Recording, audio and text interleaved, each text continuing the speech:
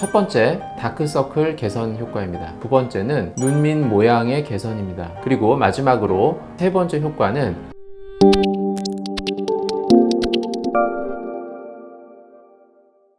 안녕하세요. 상담 오선생의 오선생입니다. 오늘 여러분들께 말씀드릴 내용은 눈밑 지방 재배치 수술로 얻을 수 있는 효과 베스트 3에 대해서 말씀드려 보겠습니다. 첫 번째, 다크서클 개선 효과입니다. 다크서클이 있으신 분들에 있어서 수술적으로 개선을 원하실 때 가장 먼저 떠올리는 수술 방법이 눈밑 지방 재배치 수술입니다. 다크서클의 원인은 크게 세 가지 정도가 있는데요. 먼저 피부 색 자체가 어두운 경우, 그러니까 피부의 색소가 침착되어서 다크서클이 생기는 경우가 첫 번째이고요. 두 번째는 눈밑 피부가 얇은 경우에 그 피부보다 더 깊은 곳에 있는 그 혈관 그리고 근육이 이렇게 비쳐 보이면서 어둡게 보이는 그런 경우가 두 번째이고요. 세 번째는 눈밑 지방이 불룩하고 그 아래쪽으로 그림자가 생겨서 어둡게 보이는 이런 경우가 세 번째입니다. 이 세 가지 원인 중에 세 번째 원인인 눈밑 지방이 불룩하고 그 아래쪽으로 그늘이 생기는 경우에 눈밑 지방 재배치 수술을 통해서 다크서클이 개선될 수가 있습니다.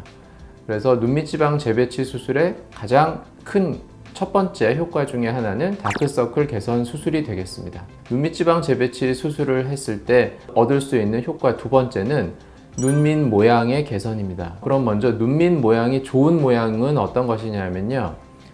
눈 밑에 이렇게 약간 도톰하게 애교살이 있고 애교살 밑은 살짝 들어갔다가 그 다음부터 매끈하게 쭉 연결이 돼서 이 팔자 주름 있는 부위까지 매끈하게 쭉 한 번으로 연결이 되는 그렇게 부드럽게 이어지는 그런 라인이 좋은 눈밑 모양이라고 할 수 있고요.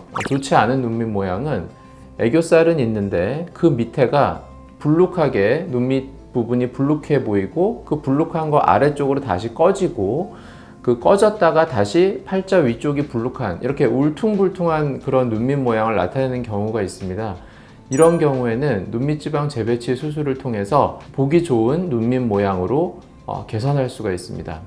눈밑이 불룩한 이런 경우는 눈밑 지방이 많은 경우고요. 눈밑 불룩하고 아래쪽이 꺼진 경우에는 눈물 고랑이 깊은 경우가 되겠죠. 이런 경우에 눈밑 지방 재배치 수술을 통해서 불룩한 지방 부분을 날씬하게 해주고 꺼져 있는 눈물 고랑 부분을 메꿔줌으로써 매끈한 그런 눈밑 모양을 얻을 수가 있습니다. 그리고 마지막으로 눈밑 지방 재배치 수술의 세 번째 효과는 애교살입니다. 눈 밑에 애교살이 있는 경우가 훨씬 어리고 귀엽고 좀 젊어 보이는 그런 효과를 얻게 되는데요. 애교살이 있는 경우에도 눈밑 지방이 많은 경우에는 애교살이 눈밑 지방에 가려서 애교살이 없는 것처럼 보이는 경우들이 많습니다.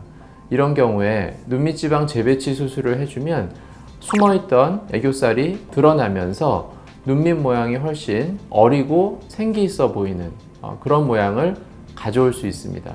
눈밑 지방 재배치 수술을 통해서 세 가지 얻을 수 있는 효과에 대해서 말씀을 드렸습니다. 그리고 눈밑 지방 재배치 수술과 함께 시행했을 때 효과가 좋은 수술에 대해서 말씀드리겠습니다. 가장 대표적인 수술 방법은 지방이식 수술입니다. 눈밑 지방 재배치 수술을 할 때 눈밑 지방의 양이 많지 않은 경우가 있습니다.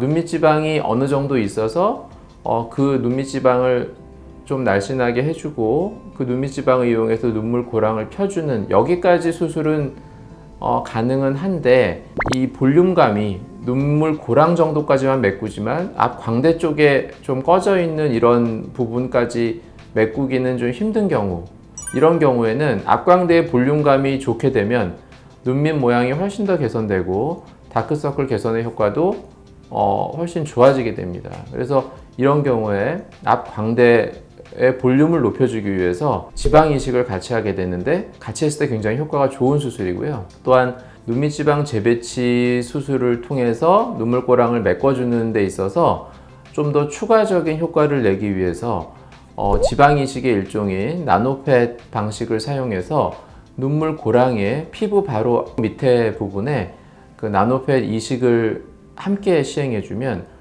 훨씬 더 다크서클이 개선되는 그런 효과를 얻으실 수 있습니다. 눈밑 수술이다 보니까 뭐 뒷팀이나 밑팀도 충분히 고려할 수는 있는데요. 함께 수술을 해도 가능은 합니다. 근데 이 수술을 할 때 눈밑 지방 재배치 수술을 하면서 뭐 같이 하는 게 더 효과가 좋다거나 뭐 이런 부분이 특별히 있지는 않고요. 다만 밑트임을 하게 된다는 것은 눈 이 아래쪽을 이렇게 밑으로 당긴다는 얘기거든요. 그렇게 되면 눈 밑의 모양이 또 조금 변할 수가 있어요. 그래서 눈밑 지방 재배치를 해서 눈밑 모양을 맞춰놨는데 그 상태에서 밑트임을 하면 아래쪽이 아무래도 약간 이렇게 피부가 좀 울게 되는, 약간 이렇게 밑으로 되면서 조직이 좀 뭉치는 그런 일이 생길 수 있기 때문에, 만약에 밑트임을 하시고 싶으면 눈밑 지방 재배치를 하시고 나서 따로 이제 수술을 하시는 것이 조금 더 안정적인 그런 수술 어떤 결과를 얻으실 수 있을 것으로 생각됩니다.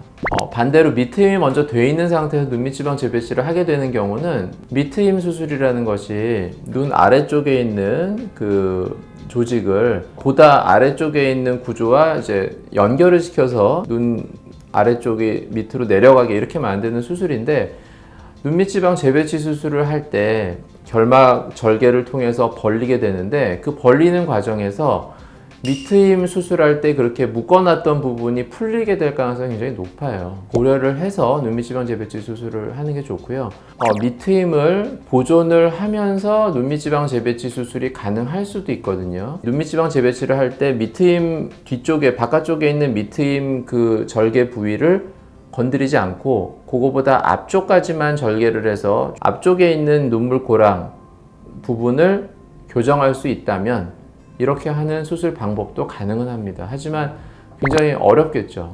조금 열어서 이 부분을 다 교정을 해야 되니까 사실 기술적으로 굉장히 힘들어요. 힘든데 가능한 경우에는 저도 그렇게 하고는 있고요. 그래서 밑트임을 먼저 하고 눈밑 지방 재배치를 하는 경우는 밑트임 수술을 했던 부분이 풀릴 수도 있다는 것을 아시면 좋을 것 같습니다.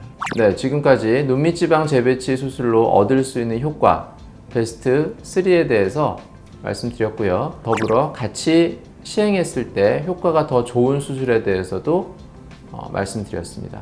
더 궁금하신 점 있으시면 댓글로 남겨주시면 제가 답변 달아드리도록 하겠습니다. 이상 상담 오선생의 오선생이었습니다. 감사합니다.